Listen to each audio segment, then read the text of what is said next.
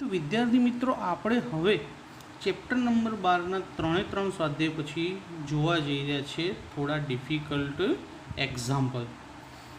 3 example હું શીખવાડું છું જે અઘરા છે અને આજે તમારે બાકીના 3 હોમવર્કમાં કરવાના જે તમને છેલ્લે સૂચના આપવામાં આવશે. તો ચેપ્ટર નંબર 12નું ઉદાહરણ નંબર 3 જોઈએ. જો વર્તુળની ત્રિજ્યા 21 સેમી અને ખૂણો AOB 120 હોય તો આકૃતિમાં દર્શાવેલ વૃત્તખંડ AYBનું ક્ષેત્રફળ શોધો. તો આ રહ્યું વર્તુળ. વર્તુળનું કેન્દ્ર O, કેન્દ્ર પાસે બનતો ખૂણો AOB 120°, ત્રિજ્યા 21 એટલે કે OA અને OB બંને કેટલા 21°, અને વૃત્તખંડ AYB એટલે કે જે આ રંગીન પ્રદેશ દેખાડવામાં આવ્યો છે તેનું ક્ષેત્રફળ શોધવાનું છે. તો વૃત્તખંડનું ક્ષેત્રફળ શોધવા માટેનું સૂત્ર છે લઘુ વૃત્તાંશનું ક્ષેત્રફળ માઇનસ ત્રિકોણનું ક્ષેત્રફળ. તો લઘુ વૃત્તાંશ કયું છે OAYB એટલે અહીંથી ત્રિકોણ પણ આવી જાય અને વૃત્તખંડ પણ આવી જાય. તો લઘુ વૃત્તાંશના ક્ષેત્રફળમાંથી ત્રિકોણ OABનું ક્ષેત્રફળ શું કરી દઈશું માઇનસ, જેથી આપણને વૃત્તખંડ AYBનું ક્ષેત્રફળ મળી જશે. તો મિત્રો સૌથી પહેલાં લઘુ વૃત્તાંશનું ક્ષેત્રફળ શોધીએ. તો લઘુ વૃત્તાંશ OAYBનું ક્ષેત્રફળ બરાબર πr²θ/360. પાઈની કિંમત 22/7. આર એટલે ત્રિજ્યા આપી છે 21 સેમી.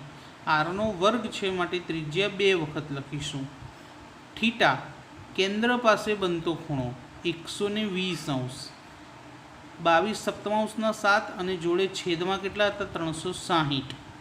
છેદ ઉડાડીએ તો પહેલાં 0 ઉડી ગયા, 12 તરી 36, 3 સિત્તા 21 અને 7 પણ ઉડ્યા. તો રહ્યું શું 22 × 21. તો 22 × 21નો ગુણાકાર કરીએ તો 21 દુ 42નો બગડો વધી પડી 4, 21 દુ 42 અને 42માં 4 ઉમેરીએ વધીના તો 43, 44, 45 અને 46.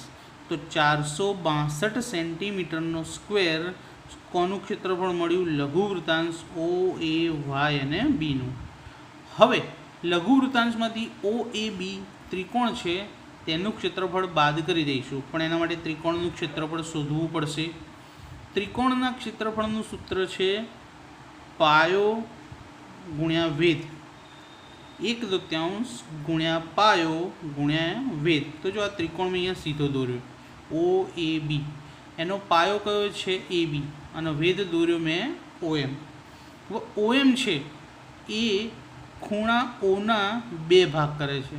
તો ઓનું માપ હતું 120, તો 120ના 2 ભાગ કેટલા થઈ ગયા 60 થઈ ગયા. OA અને OBનું માપ તો 21 હતું જ.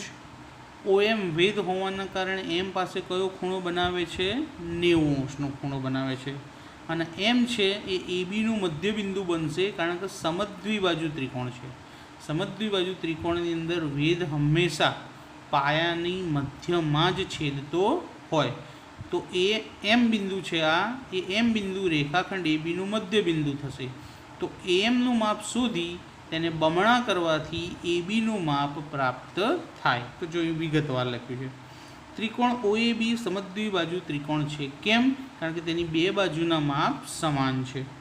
ત્રિકોણ OABમાં OA બરાબર OB હોવાથી, સમદ્વિબાજુ ત્રિકોણ હોવાથી દોરેલો વેધ છે એ ABને કેવો છે લંબ, એટલે કેટલા અંશનો ખૂણો બનાવે છે 90°નો. તો OM લંબ AB અને AB બરાબર 2AM એટલે કે AMનું માપ જે મળશે તેને 2 વડે ગુણીશું તો આખા રેખાખંડ ABનું માપ પ્રાપ્ત થશે. તો AB બરાબર 2AM. કેમ? તો M એ ABનું કેવું બિંદુ છે મધ્ય બિંદુ છે, માટે AB બરાબર 2AM. હવે મિત્રો ત્રિકોણ OMAમાં, હવે ત્રિકોણના 2 ભાગ થઈ ગયા છે. તો ત્રિકોણ OMAમાં, ત્રિકોણ OMAમાં cos O ओ लखेलो છે, cos ओ। तो cos आवे એટલે ખૂણો ओ आ રહ્યો, cosની અંદર પાસેની બાજુ सॉरी आ रही पासेनी बाजू OM छेदमा कर्ण, तो OM छेदमा OB। तो जो अहीं लख्યું cos O बराबर OM छेदमा OA बराबर। OB लखो को OA लखो, बंने एक ज वस्तु है, पण आपणे त्रिकोण OMA लीधो छे એટલા માટે OA લખીશું। तो O ખૂણાનું માપ કેટલું છે? 60 અંશ। OM નું માપ ખબર નથી, OA ત્રિજ્યા છે માટે એનું માપ 21 આપેલું છે। cos 60 ની કિંમત 1/2 થાય, કેટલી થાય? 1/2। છેદના 21 છેદમાંથી ડાબી બાજુ ક્યાં આવી જશે? અંશમાં। આ જમણી બાજુ વધશે ફક્ત OM માટે OM બરાબર 21 એકા 21 છેદમાં 2 સેન્ટીમીટર, એટલે વેધનું માપ મળી ગયું। હવે પાયો શોધીએ, ફરી ત્રિકોણ OMA માં હવે લઈએ sin O। तो sin O લઈએ તો સાઇનમાં આવે સામેની બાજુ AM છેદમાં કर्ण OA। तो sin O નું સૂત્ર AM છેદમાં OA, સામેની બાજુ છેદમાં કर्ण। O નું માપ હતું 60 અંશ, AM ખબર નથી, OA નું માપ છે 21। sin 60 ની કિંમત થાય √3 છેદમાં 2, છેદના 21 ડાબી બાજુ ક્યાં જાય? અંશમાં बराबर, जमणी बाजू फक्त शू वध्युं? AM। हवे AM शोधवुं होय तो 21 ने कोनी साथे गुणवा पड़शे? √3 साथे। तो 21 √3 छेदमा 2, तो AM बराबर 21 √3 छेदमा 2 सेंटीमीटर। तो AM નું માપ અને OM નું માપ મળ્યું। હવે પાયો AB હતો, જો પાયો શું હતો? AB। AM મળી ગયા, तो AM ઉપરથી AB નું માપ શોધવા માટે સૂત્ર મેં પહેલાં જ આપ્યું હતું કે AB બરાબર 2AM। તો હવે આપણે AB શોધીએ, AB બરાબર 2AM।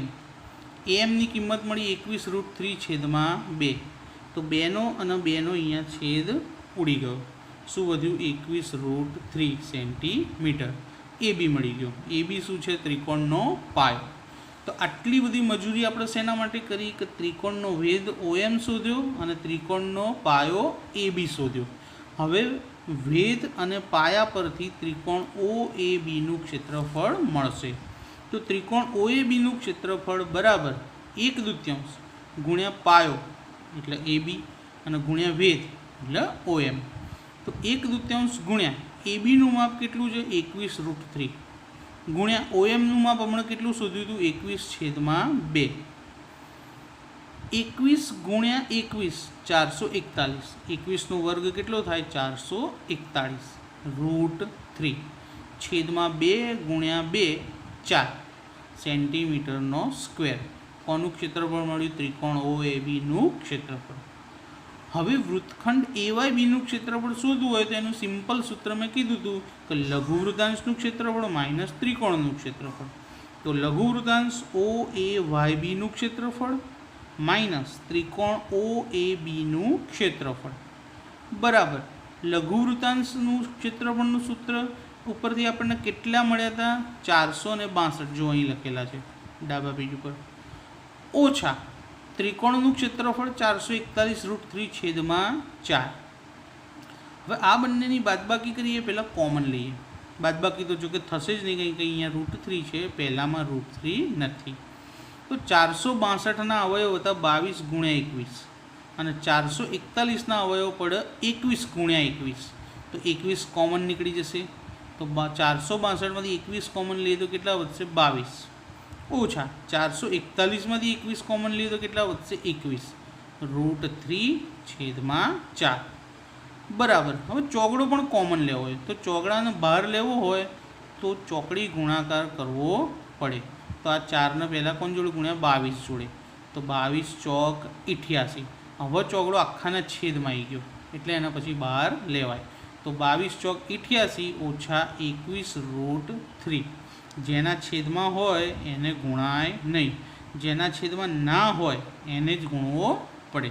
તો 4ને 22 જોડે ગુણ્યા અને પછી એને બહાર કોમન લઈ લીધો એટલે આપણો જવાબ મળ્યો 21/4 કૌંસમાં 88 ઓછા 21 √3 સેન્ટીમીટરનો સ્ક્વેર। વૃત્તખંડ AYBનું ક્ષેત્રફળ. હવે આપણે જઈ રહ્યા છીએ ઉદાહરણ નંબર 4 પર. ઉદાહરણ 4માં આપણને કહેવામાં આવ્યું છે કે 56 મીટર બાજુવાળી, તો જો અહીં આગળ એક આકૃતિ દોરેલી છે, 56 મીટર બાજુવાળી ચોરસ લોન ABCDની બે સામસામેની બાજુઓ પર, તો આ બે સામસામેની બાજુઓ કહેવાય, ફૂલની બે વર્તુળાકાર ક્યારી આકૃતિમાં બતાવી છે. તો આ બે ક્યારી બતાવી છે અને આ લોન ચોરસ આકારની છે, જેનું નામ શું આપેલું છે? A, B, C અને D.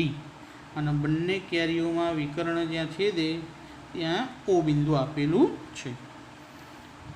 વર્તુળાકાર ક્યારી આકૃતિમાં બતાવી તે રીતે બનાવી છે. જો ચોરસ લોનના વિકર્ણનું છેદ બિંદુ, તો આ વિકર્ણનું છેદ બિંદુ O એ ફૂલની વર્તુળાકાર ક્યારીનું કેન્દ્ર હોય, એટલે આ જે વર્તુળ બનાવ્યું છે અહીંથી કેન્દ્ર લઈને બનાવ્યું, એટલે કે પરિકર O ઉપર મૂકી અને આ રીતે વર્તુળ દોરવામાં આવ્યું છે. એટલે O એ શું છે? આ વર્તુળની ત્રિજ્યા થશે. તો લોન એટલે કે ચોરસ અને ફૂલની ક્યારી, તો આ બે ભાગ છે તેનો ક્ષેત્રફળનો સરવાળો શોધો. એટલે આખી આકૃતિનું કુલ ક્ષેત્રફળ શોધવાનું છે, ચોરસ લોનનું વત્તા બે ફૂલની ક્યારીનું. તો કેવી રીતે શોધાશે? સૌથી પહેલાં અહીંયા લખી દઈએ કે ભાઈ ચોરસની બાજુનું માપ કેટલું છે? 56 મીટર. અને ચોરસની ચારેય બાજુઓ કેવી હોય છે? એક જ સમાન આપેલી હોય છે. તો હવે આગળ વધીએ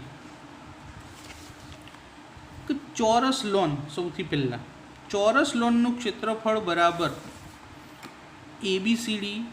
હવે ચોરસ છે તો બાજુનો વર્ગ, અને ચોરસની બાજુનું માપ કેટલું આપ્યું છે? 56. તો 56નો વર્ગ 56 ગુણ્યા 56 કેટલા થશે? 3136 મીટરનો સ્ક્વેર. ધારો કે OA બરાબર OB અને બરાબર કેટલા ધારી લઈએ? x meter. ત્રિકોણ OABમાં ખૂણો O 90° થાય. કેમ 90? તો ચોરસના વિકર્ણો કાટખૂણે દુભાગે છે, એટલે વચ્ચે O બિંદુ પાસે કયો ખૂણો બનશે? 90°નો ખૂણો બનશે. તો પાયથાગોરસ ઓની સામેની બાજુ AB, O ખૂણો 90 છે તેની સામેની બાજુ AB, તો AB સ્ક્વેર બરાબર OA સ્ક્વેર વત્તા OB સ્ક્વેર. પાયથાગોરસનું સૂત્ર. ABનું માપ આપણને ખબર છે 56. કેમ? કારણ કે ચોરસની બાજુ છે. તો 56નો સ્ક્વેર. OA OBને શું ધારી લીધું? x, તો xનો સ્ક્વેર વત્તા xનો સ્ક્વેર. 56નો સ્ક્વેર એટલે 56 ગુણ્યા 56, x સ્ક્વેર વત્તા x સ્ક્વેર એટલે 2x સ્ક્વેર. બગડો ક્યાં આવી જાય? 56 ગુણ્યા 56ના છેદમાં. તો 2નો છેદ 56 જોડે ઉડાડીએ તો કેટલા મળશે આપણને? 28 દુ 56. માટે x સ્ક્વેર બરાબર 28 ગુણ્યા 56. OA અને OB x ધાર્યા છે, પણ એ શું છે? અર્ધવર્તુળની ત્રિજ્યા, જે પેલા વર્તુળ દોરેલા છે ઓના કેન્દ્ર લઈ, તો OA અને OB ત્રિજ્યા પણ છે, માટે x સ્ક્વેર ને r સ્ક્વેર પણ કહી શકાય કે r સ્ક્વેર બરાબર 28 ગુણ્યા 56. હવે વૃત્તાંશ OABનું ક્ષેત્રફળ.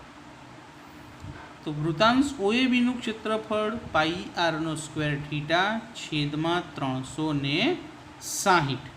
બરાબર?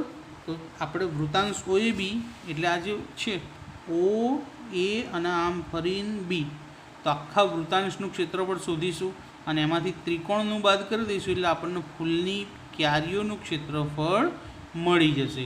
અને ક્યારીઓનું મળે એટલે એમાં ચોરસ લોનનું ક્ષેત્રફળ ઉમેરી દેવાથી કુલ ક્ષેત્રફળ આવશે.